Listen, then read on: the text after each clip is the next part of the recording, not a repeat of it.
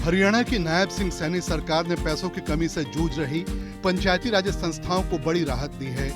अब से राज्य में स्टैंप ड्यूटी से होने वाले कुल राजस्व का 1% इन संस्थाओं को जाएगा। हरियाणा सरकार के इस कदम से ग्राम पंचायतों, पंचायत समितियों और जिला परिषदों को फायदा होगा।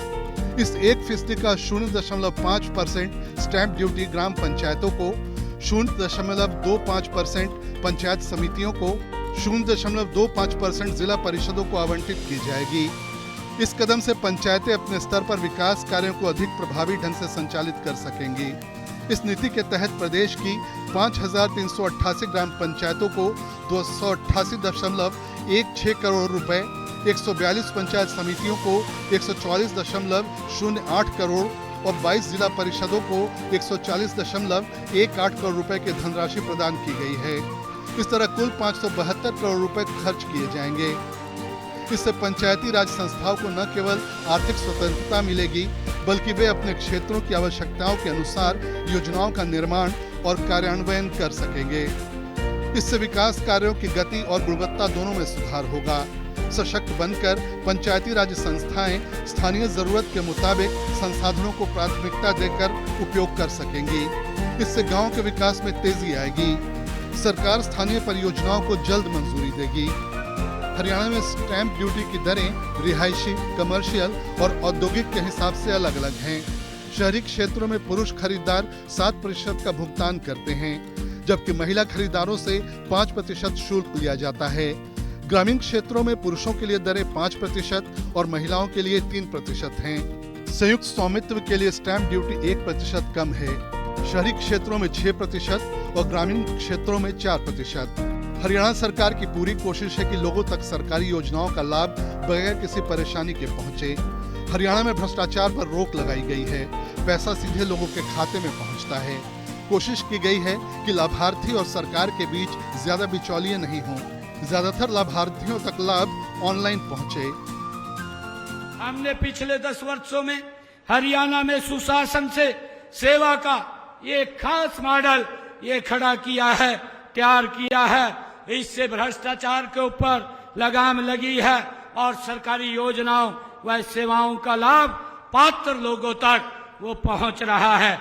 हमें गर्व है कि हमारे प्रदेश में जो हमने निर्णय किए हैं, आज पढ़ी लिखी पंचायतों वाला ये पहला प्रदेश है और इसी प्रकार कर्मचारियों की ऑनलाइन ट्रांसफर करने वाला भी ये पहला प्रदेश है जिसने नीति लागू की है। हरियाणा सरकार ने शपथ लेते ही वक्त दिखा दिया था कि वो लोगों की सरकार है। सरकार ने शपथ बाद में ली और 26,000 युवाओं को ज्वाइनिंग लेटर पहले दिया। हरियाणा बगैर पर्ची और खर्ची के युवाओं को नौकरी देने के लिए जाना जाता है। यहाँ नौकरी सिर्फ मेरिट पर मिलती है। मुझे खुशी है कि हमने अपने कार्यकाल में जो बातें कही थी कि हमने अपने संकल्प पत्र में कि जो हमारे युवा हैं हम शब्द बाद में लेंगे, पहले अपने युवाओं को ज्वाइनिंग लेटर देंगे। मुझे खुशी है कि हमने ज्वाइनिंग बाद में की। पहले हमारे लगभग 26,000 युवाओं ने ज्वाइनिंग किया। इसके लिए मुझे खुशी है। सरकार लगातार लोगों के लिए काम कर रही है। बुजुर्ग, महिलाएं, किसान उसकी प्राथमिकता में हैं। हरियाणा में बुजुर्गों का पेंशन देश में सबसे ज्यादा है। केंद्र सरकार के उज्ज्वला योजना को हरियाणा सरकार ने मॉडिफाई कर महिलाओं को और राहत देने की कोशिश की है कि जो 70 साल के ऊपर के बुजुर्ग हैं, ऐसे बुजुर्गों को आयुष्मान कार्ड देने का काम हमारी सरकार करेगी। मुझे खुशी है कि आज हमने उसका रजिस्ट्रेशन खोल दिया और उसके माध्यम से 4 करोड़ रुपए उनके इलाज के लिए खर्च भी किए जा चुके हैं। हमने पंचायत भूमि पर जो लोगों ने अपना मकान बना रखा था, पिछले 20-30 सालों 40 सालों से वो विराजमान थे, उनको मालिकाना हक देने का काम हमारी सरकार ने किया है।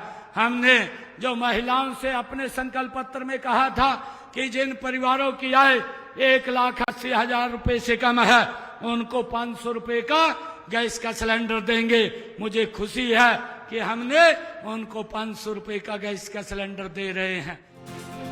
हरियाणा में जब कम बारिश हो रही थी तब किसानों के खाते में 2,000 रुपए प्रति एकड़ की दर से पैसे डाले गए ताकि उन्हें नुकसान नहीं हो।